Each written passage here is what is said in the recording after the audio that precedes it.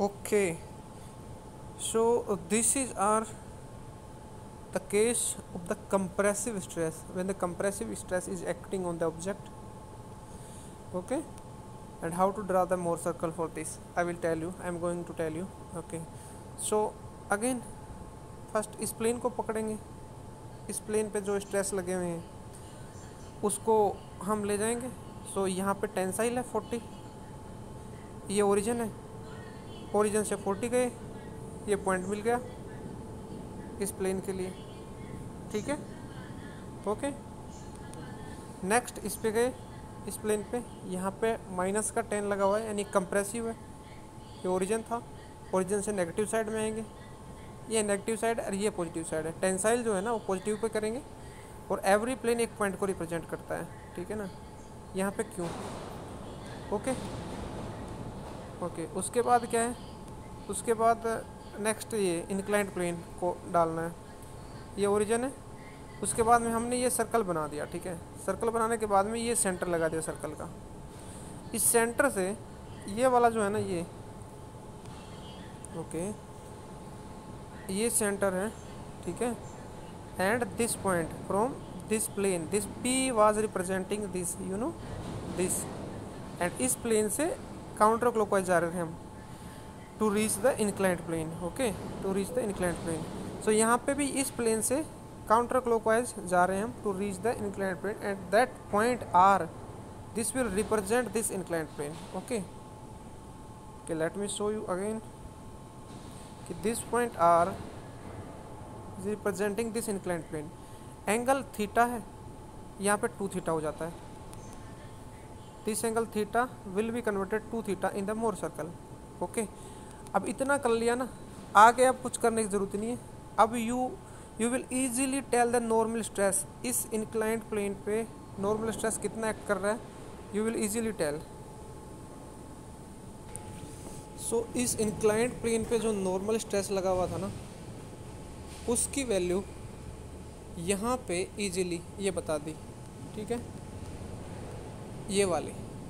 अब देखो मोर सर्कल से कितना इजीली आपने विदाउट एनी फॉर्मूला बता दिया. कैसे, ये ओरिजिन है, ओरिजिन से ये R पॉइंट है ना, इसका प्रोजेक्शन किया, यहाँ तक जाना है. डिस्टेंस कितना होगा देखो, मैं बताता हूँ. देखो क्या था कि ये अपना रेडियस होगा 25 का, और यहाँ से लेके यहाँ तक ये टोटल 40 था. 40 में से 25 का ये 15 बचा, ये वाला 15 बच गया. ठीक है ना. अब ये आगे का है ना, ये आगे का ये आगे का ये 12.5 है. ये क्यों आया 12.5, 25 और इसका कोस कर दिया, 25 को हॉरिजॉन्टली अपने रिजोल्यूट कर दिया, तो 25 कोस थीटा. ठीक है ना, इसको मैंने यहाँ बता के भी रखा है. देखो ये जो 12.5 है ना, ये कैसे आया, 25 कोस थीटा. ओके, और ये 25 क्या है, ये इस मोर सर्कल का रेडियस है. ये रेडियस आप इजीली निकाल सकते हो. ये 40 + 10, दिस 40 + 10 50/2 25. ओके, सो ये इजीली आपने विदाउट एनी फॉर्मूला ये बता दिया नॉर्मल स्ट्रेस. और नॉर्मल स्ट्रेस कहाँ से कहाँ तक हुआ, ओरिजिन से R पॉइंट का जो प्रोजेक्शन है वहाँ तक. ठीक है, this distance is this much complete. 15 ये एंड ये 25. Okay, 15 and 25. Okay, sorry 15 and 12.5, I am sorry, 15 and 12.5. okay, next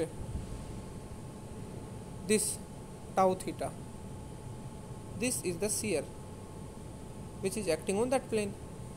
Which plane, this plane, this normal, this plane. Okay, this inclined plane, this is the normal and this is the shear. Okay, you easily told this that this one is 21.6506 MPa. Okay, सो अपना normal भी आ गया and अपना shear भी आ गया without any formula आया. ठीक है ना. एंड उसके बाद मैक्सिमम प्रिंसिपल हमने बोला कि एक्सट्रीमिटीज़ पे, ये एक्सट्रीमिटीज़ यहाँ से लेके यहाँ तक का है, तो ये 40 हो गया, एंड ये यहाँ से लेके यहाँ तक का ये -20 हो गया. उसके बाद में मैक्सिमम सीयर हमने बोला कि इसका जो रेडियस है ना उसके इक्वल होता है, और वैसे भी रेडियस के इक्वल ही होगा ना, क्योंकि ये तभी तो ये मैक्सिमम हो जाती है ना रेडियस, यहाँ तो छोटा रहता है. ठीक है, एंड वैसे ठीक है.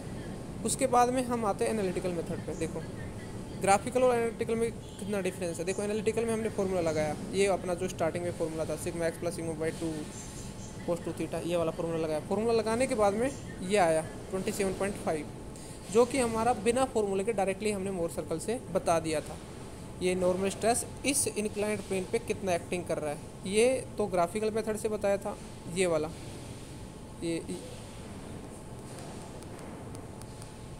ये वाला, ठीक है। एंड ये एनालिटिकल मेथड से बताया। इसी प्रकार से ग्राफिकल मेथड से टाउ थीटा इतना है ग्राफिकल मेथड से, एंड एनालिटिकल मेथड से टाउ थीटा, यानी इस इंक्लाइंड प्लेन पे जो शियर स्ट्रेस एक्टिंग कर रहा है ना, वो ग्राफिकल से ये है एंड एनालिटिकल से है। एंड नॉर्मल स्ट्रेस जो है वो इतना है, ग्राफिकल से आया है एंड एनालिटिकल से, दोनों से सेम आता है। अभी आपको ये नेगेटिव देखने होंगे, ये कुछ नहीं है, ये जस्ट साइन कन्वेंशन की बात है।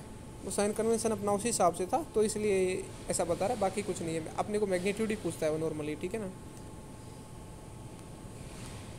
और जैसा आपने साइन कन्वेंशन लिया उसके हिसाब से अगर वहाँ पे बता सकते हो कि ये क्लॉकवाइज एक्टिंग कर रहा है कि एंटी क्लॉकवाइज एक्टिंग कर रहा है, ठीक है ना। ओके,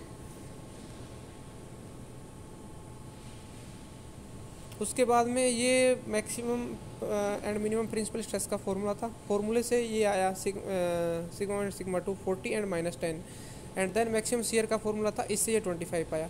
ये सारी चीज़ें आपने विदाउट एनी फॉर्मूला बता दी, यहाँ पे विदाउट एनी फॉर्मूला आपने यहाँ पे बता दी, ठीक है। तो this is the beauty of the Mohr circle. Okay.